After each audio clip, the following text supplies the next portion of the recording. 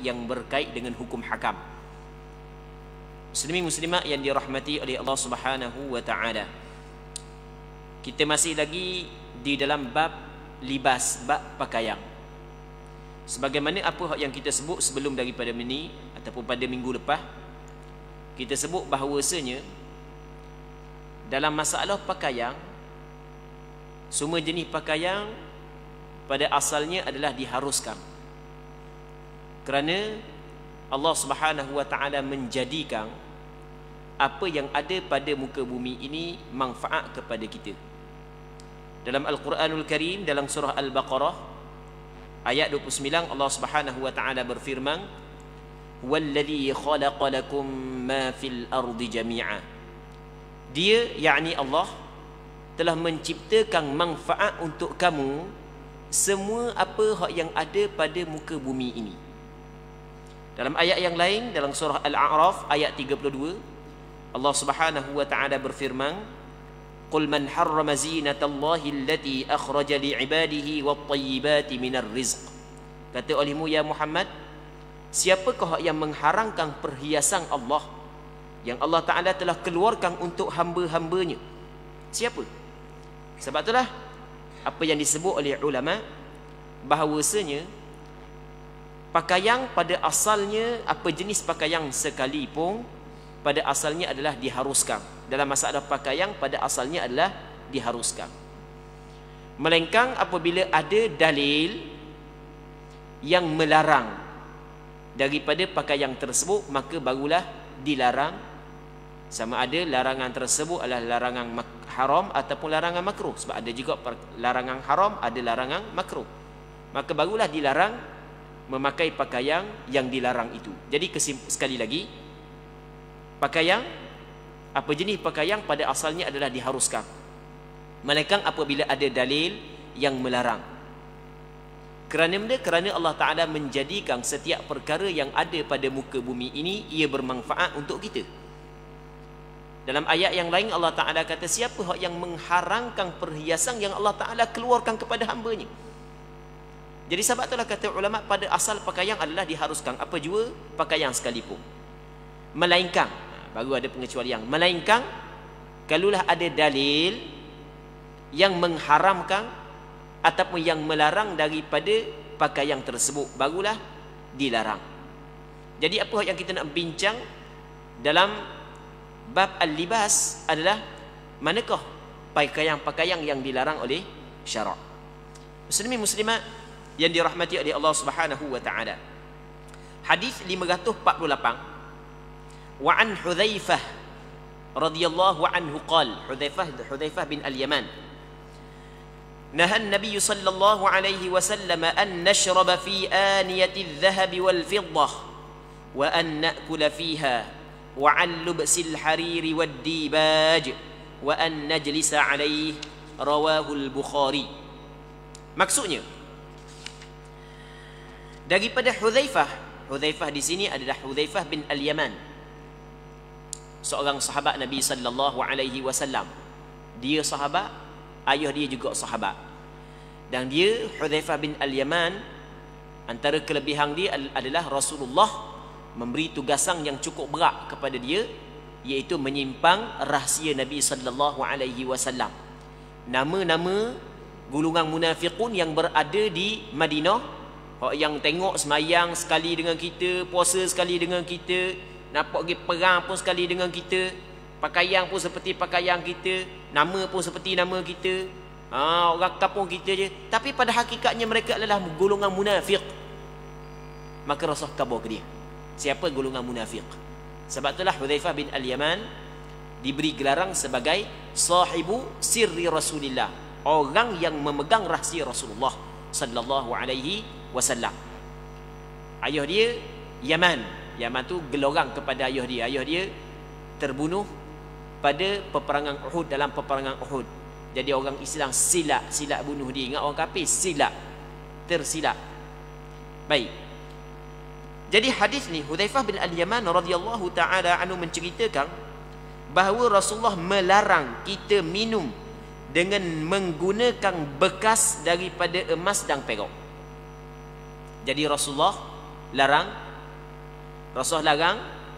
kita minum dengan menggunakan bekas daripada emas dan perak. Makan dengan menggunakannya. Jadi bekas yang diperbuat daripada emas, bekas yang diperbuat daripada perak, Rasul larang guna untuk makan dan minum. Tak boleh, Rasul larang. Jadi benda yang kita dapat faham daripada hadis ni, kita dilarang menggunakan bekas pinggang ke, makuk ke, dulang ke. Dia sihaf, asal sihaf jamak daripada sahfah. Sahfah dalam bahasa Arab adalah suatu bekas pinggang yang besar, hak yang boleh memuatkan makanan lebih kurang 5 orang. Lebih kurang kita kata macam kita kat pinggang besar, talang kecil. Tu makna sihaf. Jadi Rasul larang. Kalau bekas tu diperbuat daripada emas dan perak, Rasul larang kita minum dan makan daripada bekas tersebut. Larangan di sini larangan dia. Larangan di sini menurut pandangan majoriti ulama, bukan hampir berlaku kesepakatan, larangan di sini adalah larangan haram. Maka sebab itulah sepakat ulama, hampir sepakatlah, walaupun ada lah pandangan yang mengatakan makruh tahrim, makruh tanzih ada. Baik. Jadi pandangan yang disepakati oleh 4 mazhab, pandangan yang disepakati oleh 4 mazhab, bahawasanya hukum makan menggunakan bekas yang diperbuat daripada emas dan perak adalah diharamkan, baik untuk lelaki maupun untuk perempuan.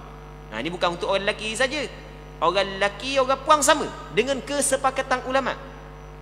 Jadi kalau gelah, cawang, makuk yang diperbuat daripada emas dan perak, tidak boleh kita guna untuk makan dan minum dengan mengguna bekas tersebut.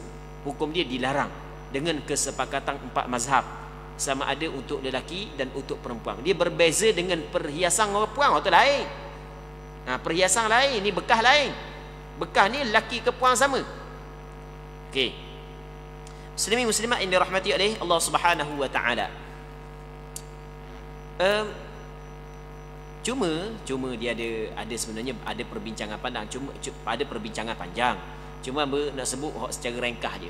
Nak sebut secara ringkas sahaja. Okey. Jadi secara ringkasnya, kita menggunakan bekas yang diperbuat daripada emas dan perak untuk makan dan minum adalah diharamkan. Penggunaan selain daripada makan dan minum, cebok air je sebagai contoh. Ambil air, guna bekas tersebut untuk berwudu, untuk mandi wajib. Banyak sangat emas, tak tahu nak tak mana, kaya terlajuk dia. Jadi bekas rumah dia tu emas saja. Apakah hukum? Hukum dia sama. Kata ulama, makan minum pun tak boleh dah. Sedangkan makan minum ni benda hak yang dikirakan, benda hak yang penting lah, rukun kehidupan kita lah. Makan minum ni rukun kehidupan kita. Kalau tak makan tak minum, nak hidup mana kita? Kehidupan kita bergantung kepada makan dan minum. Yelah, Allah Ta'ala yang memberi kehidupan ni, kita cakap di atas jalan adab. Jangan buat silap faham pula. Bukan kita bertuhankan kepada makanan dan minuman. Bukan. Tu orang belajar usuluddin faham lah. Ni kita cakap di atas jalan adab. Baik. Muslimin muslimat yang dirahmati oleh Allah Subhanahu wa taala. Jadi kalau dang bak makan minum pun tak boleh dah, apatah lagi penggunaan-penggunaan yang lain. Sebab itulah kata ulama, apa jenis penggunaan sekalipun tidak boleh guna bekas yang diperbuat daripada emas dan perak. Hukum dia adalah haram. Bukan hak yang lebih teruk lagi, di sana ada hadis yang dikeluarkan oleh Imam Muslim, yang mana kata Nabi sallallahu alaihi wasallam, alladhi yashrabu fi aniyati dhahab, orang hak yang minum alladhi yashrabu fi aniyati al-fiddah, orang hak yang minum dalam bekas yang diperbuat daripada perak. Ada riwayat emas juga masuk. Innama yujarjiru fi batnihi nar jahannam, sesungguhnya dia telah menuang ke dalam perut dia adalah neraka jahanam. Siapa teruk? Kita tengok sedap. Kaya benar dia, siapa bekas pun emas, bekas pun perak. Sedap. Kita usah kata bekas. Tak ada kita. Kaya dia. Tengok dia makan pun lalu sedapnya. 2-3 pinggang habis pakai bekas tersebut. Sebagai contoh lah kita katakan. maka kita memang nampak pada zahir itu, tapi pada hakikatnya sebenarnya dia menempuh azab Allah. Dia telah menuangkan di dalam perut dia neraka jahanam. Muslimin muslimat yang dirahmati oleh Allah Subhanahu wa taala. Na'udzubillahi min dzalik. Baik. Jadi ambil ulang sekali lagi, dalam hadis ini sebut makan dan minum. Maka kata ulama, semua bentuk penggunaan tidak dibolehkan daripada bekas yang diperbuat daripada emas dan perak. Berwudu, mandi wajib, apa juga penggunaan, tak boleh. So kata makan, so kata minum. Cuma makan dan minum ni benda yang kebiasaan orang guna bekas tu. Selain daripada makan minum pun hukum dia sama juga. Melainkan dia ada juga pengecualian, melainkan kita terpaksa. Lagu mana terpaksa? Kita dah dahaga sangat, tak ada air nak minum. Ada air dalam laga tau. Ada air dalam laga, nak ambil mana? Kena cari timba. Tak ada timba lain, timba emas je ada. Terpaksa tak ada masalah. Keadaan terpaksa, benda yang diharamkan ketika darurah, pada asalnya benda tu diharamkan ketika darurah dia bertukar menjadi harus. Ad-daruratu tubihul mahdhurat, kata ulama. Darurah dia mengharuskan perkara yang dilarang. Jadi kalau terpaksa tu tak ada masalah lah, terpaksa. Dah kita dahaga sangat, air penting, kalau dak minum boleh bawa kepada mati ataupun teruklah, maksudnya mudarat kepada diri kita dah. Maka ketika tu boleh guna bekas tersebut untuk ambil air. Muslimin muslimat yang dirahmati oleh Allah Subhanahu wa taala.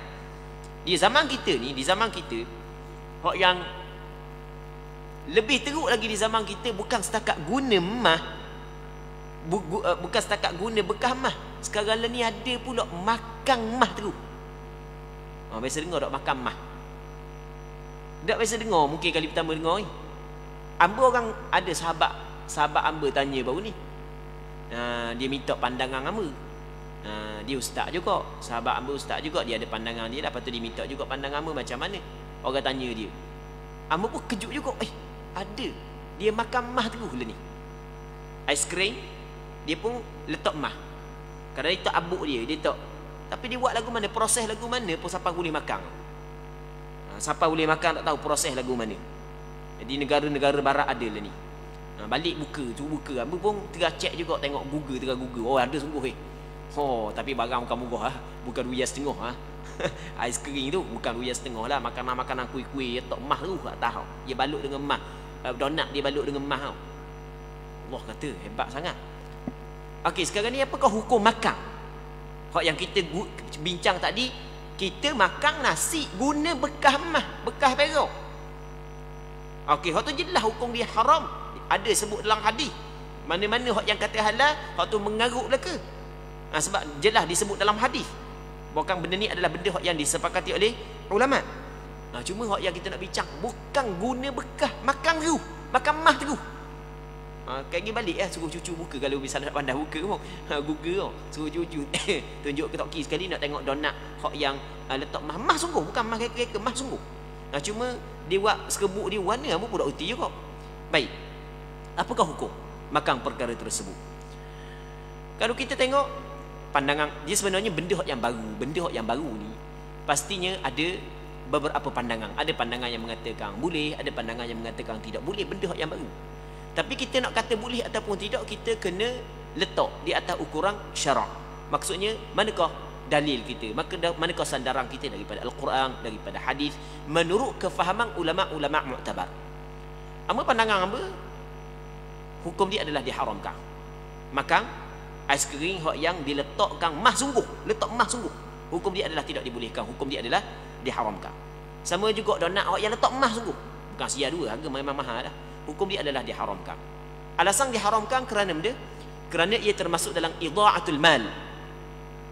Ia termasuk dalam membazir, benda mengsia-siakan harta. Benda yang bukan makanan dibuat makanan, sedangkan benda itu benda yang berharga, idha'atul mal. Di sana ada hadis yang dikeluarkan oleh Imam Muslim. Nabi sallallahu alaihi wasallam bersabda, "Wa yaskhatu lakum qila wa qal wa idha'atul mal wa kathratas su'al." Yang mana Allah Subhanahu wa taala murka kepada kamu. Allah taala murka kepada kamu qila wa qal, gitu gini. kata gitu, kata gini, kata gitu, banyak sangat. Desuh tu, desuh ni macam-macam bunyi. Banyak sangat cakap. Duk sebo cerita. Baik. Allah Ta'ala murka. Begitu juga antara benda yang Allah Ta'ala murka adalah idha'atul mal. Mensia-siakan harta. Okey, termasuk dalam mensia-siakan harta. Okey, itu yang pertama. Yang keduanya, kalau kita tengok apa yang disebut oleh fuqaha, ulama-ulama fiqh, pengharaman penggunaan emas dan perak adalah kerana jiring emas dan perak itu sendiri. Itu yang pertama. Ni dipanggil illah, apa yang disebut oleh ulama fiqh, pengharaman emas perak kerana jiring emas tu, zat emas tu. Sebab itulah kalau dicampur emas dengan suatu bahan logam yang lain dan jiring emas tak ada dah, hilang dah dalam bahan logam yang lain, maka tu boleh dipakai untuk lelaki sebagai contoh. Okey, boleh faham kan? Jiring emas itu sendiri hukum dia adalah diharamkan. Jadi kalau diletak di atas makanan saat itu jiring emas, maka jelas illah pengharaman ada di situ. Okey, itu yang pertama. Yang keduanya, apa yang disebut oleh ulama, illah pengharaman adalah khuyala, kerana sombong. Memang pastinya makan lagu tu memang ada khuyala. Okey, dua. Yang ketiganya, apa yang disebut oleh ulama di antara illah pengharaman emas dan perak adalah kerana kasru qulubil fuqara, mematahkan, menghancurkan hati orang-orang fakir. Allah, aku tak ada benda, dia sampai makan emas terus. Okey, tiga. Ada juga di situ. Yang keempat, apa yang disebut oleh ulama fiqh di antara illah pengharaman emas adalah tadyiqun naqdain. Maksud dia menyempitkan mata wang. Dulu mata wang adalah emas dan perak.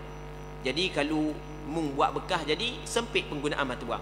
Jadi keempat-empat yang kita sebut saat ni tu, keempat-empat yang kita sebut saat ni tu ada pada memakan emas, meminum emas, maka dia mengambil hukum yang sama, iaitu diharamkan. Itu pandangan hamba. Wallahu subhanahu wa ta'ala a'la wa adam.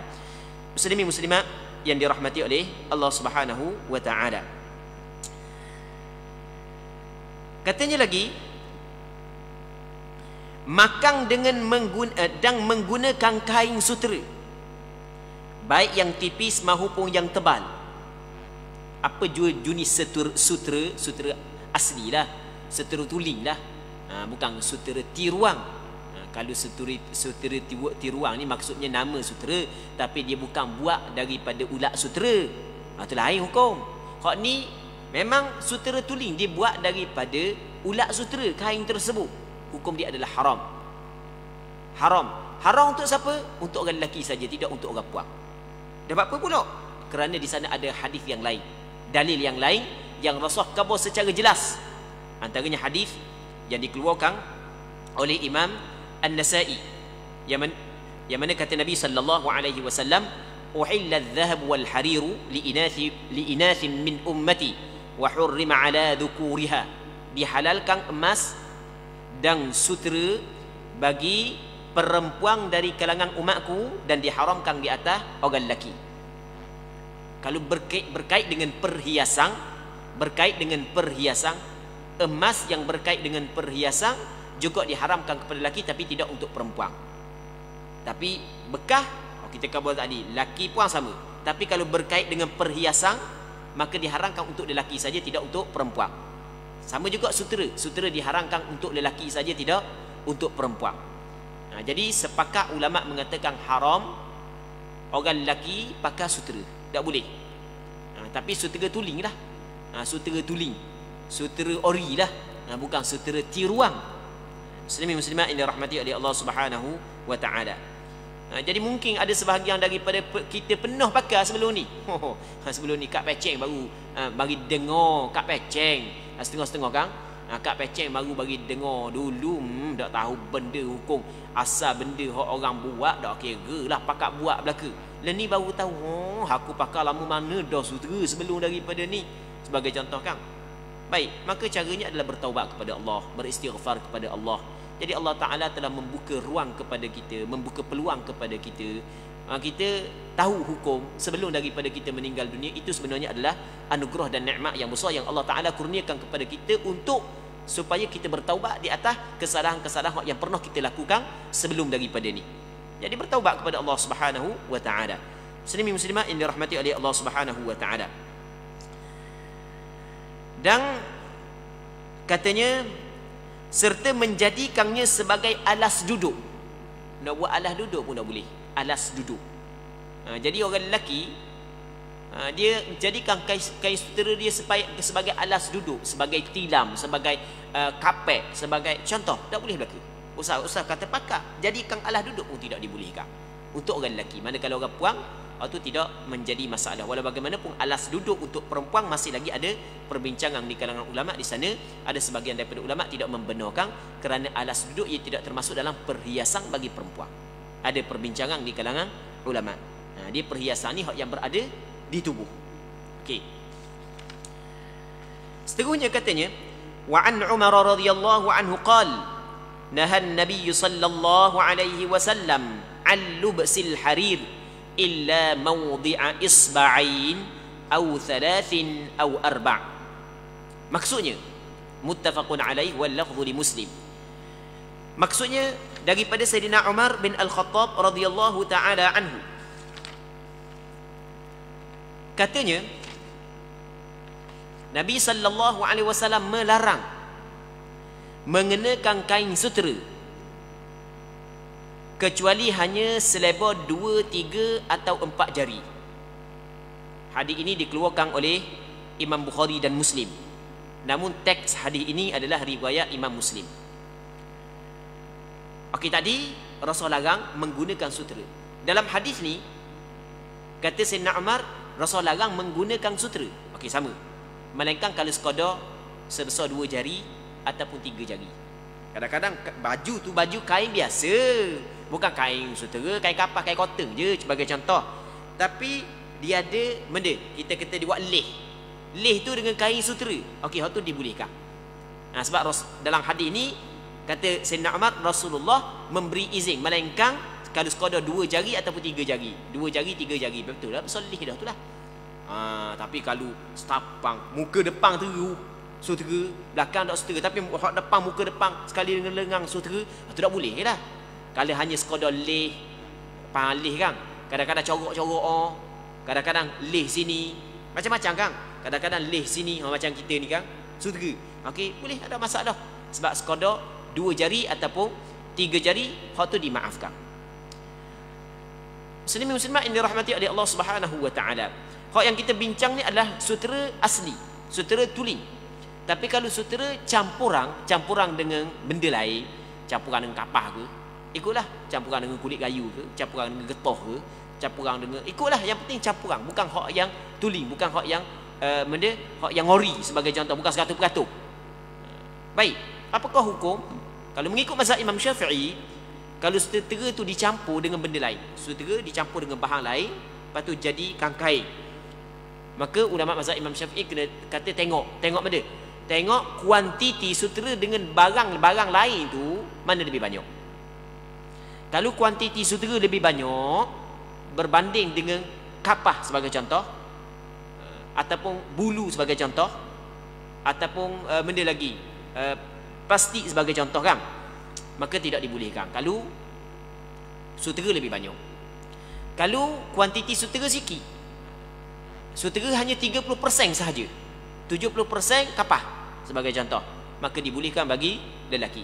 Ni yang kita cerita untuk orang lelaki. Kalau sama banyak ada perbezaan pandangan di kalangan ulama. Mazhab Imam Syafi'i kata tak ada masalah. Kalau 50 tak ada masalah, sebab apabila campuran dengan bahan lain orang nak panggil kain sutera. Kalau hanya 50 orang nak panggil kain sutera, maka dibolehkan bagi lelaki. Itu mengikut mazhab Imam Syafi'i. Muslimin muslimat yang dirahmati oleh Allah Subhanahu wa taala. Seterusnya kata dia, wa an Anas radhiyallahu anhu anna an-nabiy sallallahu alaihi wasallam rakhasa li 'Abdurrahman bin Auf wa az-Zubair fi qamis al-harir fi safarin min hikkatin kanat bihima, muttafaqun alaih. Daripada Sayyidina Anas bin Malik, katanya Nabi sallallahu alaihi wasallam pernah memberi rukhsah, memberi kelonggaran, membenarkan Abdurrahman bin Auf, seorang sahabat Rasulullah, dan Zubair bin Awam, seorang sahabat Rasulullah, mengenakan baju qamis, baju yang pakai bahagian dalam. Baik. Kan kita ada baju luar, baju dalam. Qamis baju hak yang kita pakai, baju dalam hak yang kena kulit kita. Sutera sewaktu dalam perjalanan, dalam permusafiran. Jadi satu ketika dalam musafir, Rasulullah memberi rukhsah, memberi kelonggaran kepada Abdul Rahman bin Auf dan Zubair bin Awam memakai baju dari yang diperbuat daripada sutera. Rasulullah bagi izin kepada dia. Hak tadi Rasulullah larang. Hak ni Rasul bagi izin kepada dia. Sebab dia ada sebab, bukan saja-saja kerana keduanya menderita penyakit gatal. Jadi dia ada gatal. Jadi apabila gatal, kalau pakai kain lain tak boleh. Ada orang jadi tak boleh pakai kain ikut dang. Jadi alohang. Jadi alohang tak boleh pakai kain ikut dang. Kalau pakai kain ikut dang kok, Allah habis. Badang habis, betik habis, gatal habis tubuh badan dia. Kain sutera tak apa lah. Nak kain mahal lalu. Kain mahal. Mujur kalau kena kau lelaki, kena ke bini, selok tu lelaki kain sutera sokmo. Bini tak boleh pakai kain lain, kena pakai kain sutera sokmo. Harus orang puan pakai. Tapi kain lain tak boleh, kain sutera belaka. Botok kepala tu lelaki duk rasanya. Barang mahal kan? Baik. Muslimin muslimat yang dirahmati oleh Allah Subhanahu wa taala. Jadi berpandukan kepada hadis ini, kata ulama, kalau sekiranya ada keperluan, ada hajat, contoh tak boleh pakai kain lain sebab gatal, kurak sebagai contoh, ataupun kain lain tak boleh, musim sejuk ni Allah Rabbi kena pakai juga, musim panas ni kena pakai juga sebagai contoh, tak tahan tubuh dia, maka ketika itu diharuskan. Maksudnya pengharaman sutera kepada lelaki bukanlah pengharaman secara mutlak. Ketika ada hajat yang diizinkan oleh syarak, maka boleh lelaki memakai sutera. Berpandukan kepada hadis yang diriwayat daripada Sayyidina Anas bin Malik yang dikeluarkan oleh Imam Bukhari dan Muslim, Rasulullah pernah memberi kelonggaran kepada Abdul Rahman bin Auf dan Zubair bin Awam radhiyallahu anhuma memakai sutera dalam satu permusafiran kerana keduanya mengalami penyakit gatal. Muslimin muslimat yang dirahmati oleh Allah Subhanahu wa taala. Sama juga nanti kita akan bincang berkenaan dengan masalah penggunaan emas kepada lelaki adalah diharamkan, iaitu perhiasan, contoh gelang, cincin kalau diperbuat daripada emas, hukum dia adalah haram kepada lelaki. Namun kadang-kadang ada juga, maksudnya dalam keadaan tertentu diharuskan lelaki menggunakan emas. Di keadaan tertentu terpaksa ataupun diperlukan. Ada seorang sahabat Rasulullah, nama dia Arfajah bin As'ad. Di zaman jahiliyah ada satu peperangan yang dikenali sebagai peperangan Kulab. Peperangan Kulab. Yang mana peperangan Kulab ni satu peperangan yang pernah berlaku di zaman jahiliyah. Antara orang yang hadir dalam peperangan tersebut, nama dia adalah Arfajah bin As'ad. Dalam peperangan tu, Arfajah bin As'ad cedera hidung, sampai keputus hidung. Sampai putus hidung. Kata dia, usibu anfi atau usiba anfi yaumal kulab, ni hidung aku ni ditimpa musibah ni, putus hidung aku pada peperangan Kulab. Lepas tu kata dia, fattakhadtuhu min wariq, aku jadikan hidung aku daripada perak. Jadi buat hidung palsu daripada perak. Fa antana alai, jadi busuk, tak sesuai. Maka Nabi SAW suruh dia jadikan hidung dia daripada emas. Maka kata ulama, kalau diperlukan seperti mana yang disebut dalam hadis Arfajah bin As'ad, maka orang lelaki boleh guna emas. Sebab itulah kalau misalnya putus hidung, boleh buat hidung palsu daripada emas. Tapi zaman kita dah buat dah kan. Zaman kita orang buat hidung palsu daripada bukan daripada barang yang sama dengan warna kulit lah. Baik. Susah juga kena jaga hidung. Nak pergi tempat-tempat orang ramai-ramai, bimbang juga, takut jatuh hidung. Selok lah, barang mahal. Okey. Muslimin muslimat rahmati oleh Allah Subhanahu wa taala.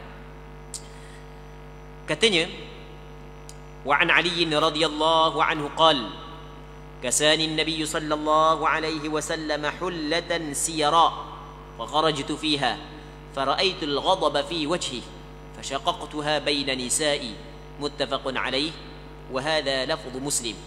Daripada Sayyidina Ali radhiyallahu anhu. Sayyidina Ali seorang sahabat yang cukup masyhur, khalifah ar-Rashidin yang keempat setelah daripada Sayyidina Uthman bin Affan. dia adalah sepupu Nabi sallallahu alaihi wasallam. Dalam masa yang sama dia adalah menantu kepada Rasulullah. Dan cucu Rasulullah yang paling ramai adalah daripada Sayyidina Ali. Yang paling ramai adalah daripada Sayyidina Ali.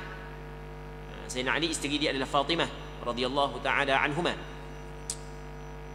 Jadi dalam hadis ni Sayyidina Ali menceritakan Nabi sallallahu alaihi wasallam pernah memberikan pakaian yang terbuat daripada kain sutera. Rasul hadiahlah kepada dia, Rasul beri kepada dia pakaian kain sutera. Rasul bagi kepada dia pakaian kain sutera. Baik. Lalu aku keluar mengenakannya, dia pakai tak seterang. Ada orang Rasul bagi kan pakai. Pakai. Dan ternyata kulihat petanda amarah di wajah baginda sallallahu alaihi wasallam. Tengok jumpa dengan Rasul, tengok muka Rasul masam. Muka Rasul masam. Nampak ada alamat Rasul nak marah. Rasul marah terhadap perbuatan aku memakai kain sutera tersebut. Maka katanya, maka aku memotongnya dan membahagi-bahagikannya kepada kaum wanita aku. Jadi lepas tu balik rumah, kerak-kerak bagi. Wi ke bini dia, wi kepada mana kakak ipar dia, dia bagi. Bagi kepada orang puang. Jadi bermakna dalam hadis ni Rasulullah sallallahu alaihi wasallam larang Sayyidina Ali pakai kain sutera. Dan Rasul bagi ya, Rasul beri bukan suruh dia pakai. Rasul beri bukan suruh dia pakai. Dah nak wi siapa pakai? Wi kepada orang hak yang boleh pakai. Binimu. Ikutlah siapa pun, yang penting orang hak yang boleh pakai. Baik. Seterusnya. Katanya wa an Abi Musa radhiyallahu anhu anna Rasulullah sallallahu alaihi wasallam qala uhilla adh-dhahab wal harir li inathi ummati wa hurrima ala dhukurihim rawahu Ahmad wan Nasa'i wat Tirmidzi wa sahhaha. Maksudnya daripada Abi Musa al-Asy'ari radhiyallahu taala anhu bahawa Rasulullah sallallahu alaihi wasallam pernah bersabda, emas dan perak dihalalkan bagi kaum wanita umatku. Jadi orang puang halal dia pakai emas. Silap dia terjemah silap. Kita ambil ia silap terjemah. Bukan emas perak, emas dan sutera. Az-zahab wal harir sutera, itu dia emas dan perak. Silap-silapan. Emas dan sutera dihalalkan keduanya kepada kaum wanita dari kalangan umatku. Jadi orang puang boleh pakai mah, boleh pakai sutera. Tapi mah yang dimaksud kata boleh pakai ni, ia melibatkan perhiasan. Manakala bekah, pinggang, cawang, hak yang diperbuat daripada mah, macam kita khabar tadi, hak tu tak boleh, laki tak boleh, puang tak boleh. Oleh kerana perhiasan adalah untuk perempuan, maka syarak mengizinkan perempuan berhias dengan emas. Jadi kalau orang puan nak pakai gelang, nak pakai rata, nak pakai cici, nak pakai subang yang diperbuat daripada emas, hukum dia adalah dia bolehkan. Pandangan hak yang mengatakan tak boleh orang puan pakai gelang, pakai cici, hak tu pandangan hak yang tidak betul. Jadi orang puan dibolehkan dia pakai emas dan pakai cici, gelang hak yang diperbuat. Boleh belaka. Yang penting benda tu melibatkan perhiasan dia. Adakah boleh secara mutlak ataupun tidak? Di sini ulama berbeza pandangan. Sebagian daripada ulama kata sikit ke banyak ke boleh, asal kata perhiasan. Mazhab Imam Syafi'i tak. Mazhab Imam Syafi'i kata boleh perempuan memakai perhiasan gelang, cincin, benda lagi, rata, subang. Tapi dengan syarat tidak israf, tidak melampau, tidak berlaku pembaziran melampau. Kalau dia pakai lebih daripada kadar yang sepatutnya, maka hukum dia adalah haram. Itu mengikut mazhab Imam Syafi'i. Namun di sana ada pandangan sebahagian daripada ulama fiqh mengatakan asal kata ia perhiasan kepada perempuan sikit banyak tidak menjadi masalah. Ini penting orang puan kena tahu ni. Orang puan kena tahu. Sebab dia, sebab mah di antara benda yang diwajibkan zakat. Mah di antara benda yang diwajibkan zakat. Dalam mazhab Imam Syafi'i, emas yang menjadi pakaian kepada perempuan, tapi pakaian yang harus. Dalam kitab fiqh dia kata, pakaian yang harus maka tidak diwajibkan zakat. Dia kalau mah tu menjadi pakaian kepada perempuan, perhiasan kepada perempuan, gata dia, gelang dia, adakah wajib zakat ataupun tidak? Ulama berbeza pandangan. Ada pandangan yang mengatakan wajib zakat setiap tahun. Ada pandangan yang mengatakan tidak wajib zakat. Ada pandangan yang mengatakan wajib zakat sekali je. Tu pandangan, beberapa pandangan yang berkait dengan perhiasan perempuan. Pandangan mu'tamad yang dipegang dalam mazhab Imam Syafi'i adalah tidak wajib zakat. Dah kalau orang pun nak bayar zakat boleh ke tak? Tak ada masalah, boleh, tak ada masalah. Comel baru. Cuma pandangan mu'tamad mazhab Imam Syafi'i tidak wajib zakat, tapi dengan syarat perhiasan yang harus.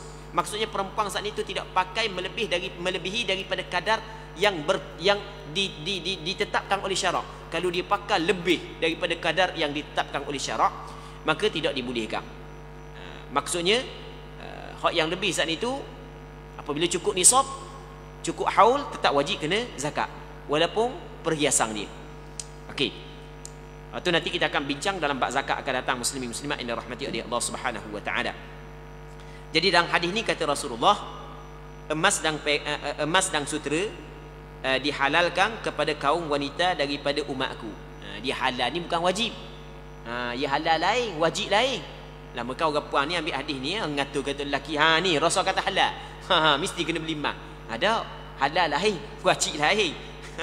Bukan wajib, halal. Tapi kalau sekiranya tok lelaki tak mampu, janganlah siapa ngatur nak beli tiap-tiap bulan. Kalau tok lelaki tak mampu, tok lelaki mampu gilah. Kalau tok lelaki mampu, takut tok lelaki tak mampu, siapa ke mampu tok lelaki sudahlah nak beli sama ke bini tu. Jadi halal ni bukan mesti wajib. Kalau tak pakai dosa bukan begitu. Dihalalkan bagi wanita umatku dan diharamkan bagi kaum lelaki. Orang lelaki tak boleh pakai mah. Pakai mah tak boleh. Orang lelaki, hukum orang lelaki pakai mah adalah diharamkan, tidak dibolehkan. Di zaman kita ni ada tak orang lelaki pakai mah? Ada, bukan tak ada orang Islam pun. Tapi biasanya orang yang tak belajar lah. Tu kena berhati-hati, jangan pakai. Sebab kalau dipakai bermakna dia telah melakukan dosa. Setiap saat mesti dia kena buang perkara tersebut daripada diri dia. Kena buang, tak boleh. Maksudnya jangan pakai, hukum dia adalah haram. Ada orang piti banyak sangatnya pakai gelam mah lah, pakai gata mah lah. Tak tahu nak tunjuk ke siapa. Nak tunjuk dia buat perkara tersebut untuk menambahkan dosa. Dosa lain banyak dah. Dosa malas semayang pun banyak dah, dosa tu banyak dah. Nya tambah lagi dosa. Baik. Dengan pakaian emas, sedangkan pakaian emas diharamkan kepada lelaki. Muslimin muslimat yang dirahmati oleh Allah Subhanahu wa taala.